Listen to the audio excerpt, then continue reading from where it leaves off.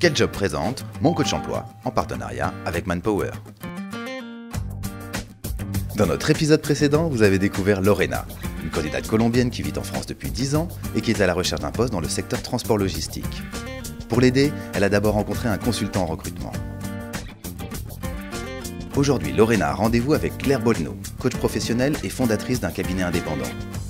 Claire est notamment spécialisée dans le coaching individuel. Elle accompagne managers et dirigeants à des moments clés de leur carrière. Claire et Lorena se retrouvent pour une séance de coaching en pleine nature. Objectif, faire perdre à Lorena les repères de l'entretien classique. Elles vont travailler ensemble sur les points qui affaiblissent la candidature de la jeune femme et notamment sur l'extrême retenue qu'elle adopte en entretien. Alors Lorena, aujourd'hui je vous propose de travailler le lâcher-prise. Votre façon d'être, vous la retenez parce que en France, on doit avoir un comportement retenu. D'où vient cette croyance? Pourquoi? Je viens d'une culture complètement différente. C'est vrai qu'en arrivant en France, c'est mon ressenti personnel, il y a une certaine incompatibilité entre le fait d'être drôle et spontané et y être consensueux et carré. Et d'une certaine façon, je préfère rentrer dans les moules, c'est ce qui va montrer que je suis quelqu'un de professionnel. Sauf que je peux être très drôle et ça n'empêche pas que je vais être très rigoureuse, consciencieuse et professionnelle. Alors déjà, sur la croyance, est-ce que vous pouvez aujourd'hui entendre l'idée que dans votre personnalité, il y a tout ce côté en fait jovial, oui, convivial? Oui. Donc est-ce que vous pouvez entendre que ça peut être une super qualité? Et je pense au fond de moi, je suis consciente que c'est une qualité. Et ce qui me manque, c'est de me rassurer dans la mesure de me dire on ne va pas être mal perçu parce que tu es ce que tu es. D'accord, donc la peur derrière, c'est de pouvoir être mal perçu. Oui, on pourrait dire aussi qu'il faudrait qu'on accepte, ou qu'il faudrait que j'accepte que je ne peux pas plaire à tout le monde. Ça, c'est une bonne voie, puisque l'enjeu, c'est de trouver un poste dans un contexte où vous serez bien. Oui. Plus vous serez vous-même, plus vous aurez de chance, effectivement, de voir s'il y a une compatibilité entre le besoin de l'entreprise et votre profil. Oui. Et c'est effectivement accepter que vous ne pouvez pas plaire à tout le monde. Oui. Parce qu'en vous retenant, finalement, vous allez plaire à personne. Lorena avoue à Claire qu'elle se retient face au recruteur pour donner une image de sérieux. Claire va lui montrer qu'il y a des moyens bien plus efficaces pour apparaître comme une candidate sérieuse.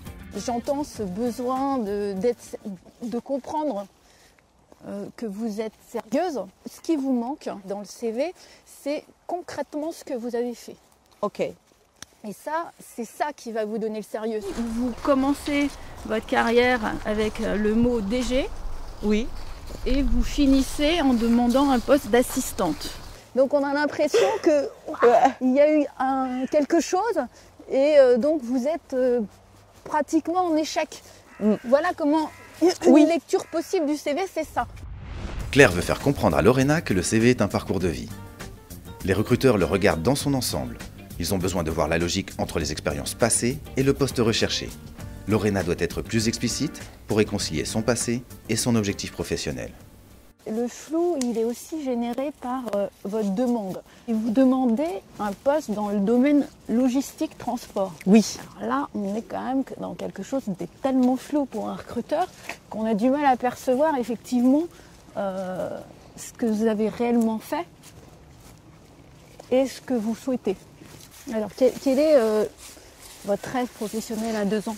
Professionnellement, j'aimerais bien plus que dans 2 ans, dans 5 ans, parce que ça a besoin de beaucoup plus d'entraînement, être la responsable d'une cellule logistique. Mais cette responsabilité, on peut la prendre une fois qu'on a l'expérience, qu'on connaît bien les domaines. En ce moment, je manque de parties techniques.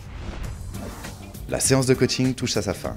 Claire interroge Lorena pour que la jeune femme prenne conscience du travail réalisé aujourd'hui et qu'elle reparte avec des objectifs concrets pour sa recherche d'emploi.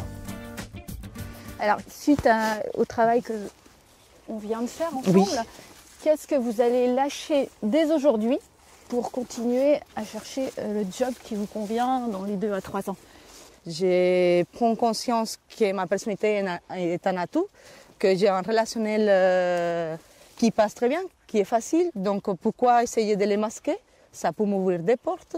Et sur quoi vous allez vous appuyer? Déjà sur mon parcours, essayer d'être plus pertinente dans l'explication de mon parcours professionnel. Essayer ou réussir? Réussir.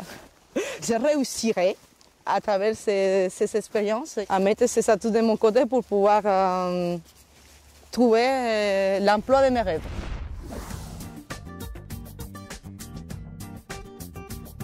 Claire revient pour nous sur cette heure passée avec Lorena. Ça a permis donc de l'interroger sur son parcours de vie et de mettre en fait de la cohérence. Le flou qui était dégagé dans sa demande provient du fait que, comme elle l'a exprimé, elle a un autre projet professionnel qui est de devenir responsable. Et pour réussir, j'ai besoin de passer par un poste qui est un poste d'assistante. Et du coup, on sort du flou et on a un vrai objectif professionnel cohérent. Dans le prochain épisode de Mon Coach Emploi, nous retrouverons Lorena et Claire en plein exercice pratique. Une autre façon pour Lorena de réaliser ce qu'elle doit améliorer dans sa recherche d'emploi.